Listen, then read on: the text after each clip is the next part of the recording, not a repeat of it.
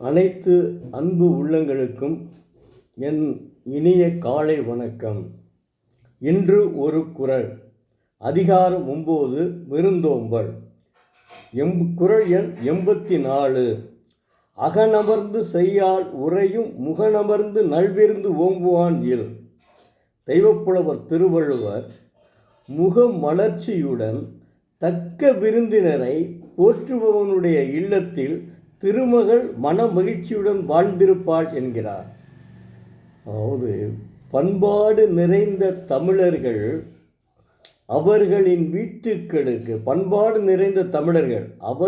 வீட்டுகளுக்கு உறவினர்கள் வருந்தால் அவர்களை விருந்தோம்பி முகமலர்ச்சியுடன் போற்றுபவனுடைய இல்லத்தில் திருமகள் குடியிருப்பாள் என்கிறார். திருமகள் இருந்தாலே அந்த இல்லத்தில் என்னாகும்? செல்வம் பெருகும். நீங்கள் திருமகள்னா உங்களுக்கு தெரியும், நான் சொல்ல தேவையில்லை. அவர் எதை நினைக்கிறார் என்றும் புரியாது. அப்படி கலைமகளும் வேண்டும். முதலில் அவர் என்ன செய்கிறார்? தெய்வப்புலவர் திருவள்ளுவர் கலைமகளுக்குத்தான் முன்னுரிமை கொடுக்கிறார். கேடில் விழிச்செல்வம் கல்வி ஒருவருக்கு மாடல்ல மற்றையவை. அது கலைமகளினுடைய குரல். கலைமகள் அவனிடம் அந்த வீட்டில் குடிபுகுந்தால்தான் ஒருவன் மிகப்பெரிய செல்வந்தனாக முடியும். கல்வி இருந்தாலே போதுங்க, அவன் எதையும் சாதிக்கலாம். ஆனால் பணம் செல்வம் அப்படி இல்லை. செல்வம் எப்போதுமே அழியக்கூடிய ஒன்றுதான். ஆனால் கல்வி ஒன்றுதான் அவன் கற்ற கல்வி கடைசி வரையில் அவனுடன் இருக்கும். உதாரணத்திற்கு நம்ம டாக்டர் அப்துல் கலாம் முன்னாள் ஜனாதிபதியை எடுத்துக்கொள்ளுங்கள். எவ்வளவு அற்புதமாக வாழ்ந்தார் பார்த்துங்க. எவ்வளோ கஷ்டப்பட்டார் பாருங்க. வீடு வீடுக்கு பேப்பர் போய் போட்டு வந்தவர். வாழ்க்கையிலே அவர் பிறந்தவுடனேயே ஏழ்மைதான் இருக்கிறது. படகோட்டியினுடைய மகன் அல்லவா? கடைக்கோடியிலே பிறந்த மீனவ குடும்பத்திலே ராமேஸ்வரத்திற்கு அருகிலே கரும்பு கோட்டத்தில் படகோட்டியினுடைய மகனாக பிறந்தார். படகோட்டியினுடைய மகனாக பிறந்து இந்த இந்தியாவினுடைய ஜனாதிபதியாகவே ஆனார். அவர் ஓயாமல் அடிக்கடி சொல்வார், பிறப்பு ஒரு சாதாரண நிகழ்வு, ஆனால் இறப்பு ஒரு சரித்திரம் படைக்க வேண்டும் என்று சொல்வார். அதுபோலவே அவருடைய இறப்பு இருந்ததுங்க. கிட்டத்தட்ட எல்லா முதல்வர்களும் வந்துவிட்டார்கள். பிரதம மந்திரி வந்துவிட்டார்.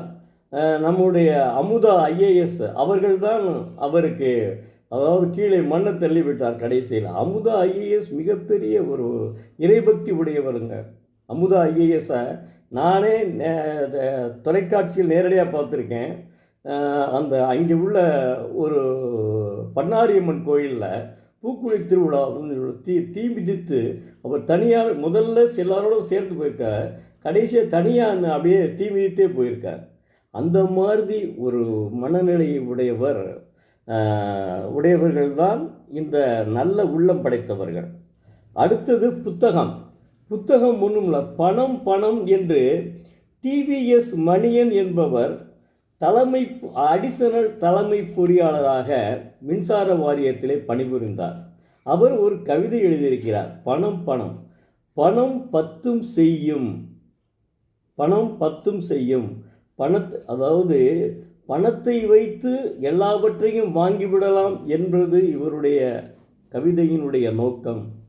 இந்த கவிதையை படித்து பார்த்தா பணம் உண்மையிலேயே எல்லாம் செய்யும். ஆனால் அவர் என்ன சொல்கிறாருன்னா, பணம் இருக்காதுன்னு தான் சொல்கிறார். பணம் மணி மேக்ஸ் மெனி திங்ஸ். இது நான் எங்களுக்கு பொருளாதாரத்திலே வங்கின்னு ஒரு சப்ஜெக்ட் உண்டு. அந்த வங்கியிலே இந்த பணத்தை பற்றி அற்புதமாக சொல்லியிருக்கிறார்கள். முதலில் ஆதி தமிழர்களில் முதலில் தோன்றியது நம்ம தமிழ் மொழிங்க. 6 மொழிகளில் நம்ம தமிழ் மொழியும் சீன மொழியும் தான் வழக்கு மொழியில் இருந்தது. மற்ற 4 மொழியும் வழக்கு மொழியில் இல்லை. அப்போ என்ன செஞ்சால் முதல்ல பண்டமாற்று சிகிச்சை தான் இருந்தது. அதற்கு அப்புறம்தான் பணம்னு ஒன்றை வந்து கோல்டு ஸ்டாண்டர்டுன்னு பொருளாதாரத்தில் சொல்வார்கள். கோல்டு ஸ்டாண்டர்ட்னு பொருளாதாரத்தில் சொல்வார்கள். கோல்டு ஸ்டாண்டர்ட்னா அந்த தங்கம் தான் அந்த பணத்தை நிர்ணயிக்கிறது. அப்படி அது ஒரு தியரி உண்டுங்க. எங்களுக்கு பொருளாதாரத்தில் உண்டு. நான் படிக்கையில் பொருளாதாரத்தில் உண்டு. அதைத்தான் இவர் எழுதியிருக்கிறார் ஓரளவுக்கு. இவர் வந்து அதாவது தலைமை பொறியாளர் மின்சார வாரியத்தில். ஆனால் பணத்தை பற்றி நல்லா எழுதியிருக்கிறார். இது ஒரு புத்தகம். பணம் அதே வாங்கி படிங்க தயவுசெய்து. கனவு இல்லம்னு முன்ன போட்டு டிவிஎஸ் மணியன் இந்த புத்தகத்தையும் வாங்கி படிங்க. பணம் கவிதை தான். இது வந்து ஒரு பெரிய இது இல்லை. ஆனால் கவிதை நல்லா இருக்கு. கவிதை படிக்கிறதுக்கு நல்லா இருக்கு. அதில் ஒன்றும் மாற்றம் கிடையாது. அதனால் வாங்கி படியுங்க. நன்றி, வணக்கம். நாளை மீண்டும் ஒரு குரலை பார்ப்போம்.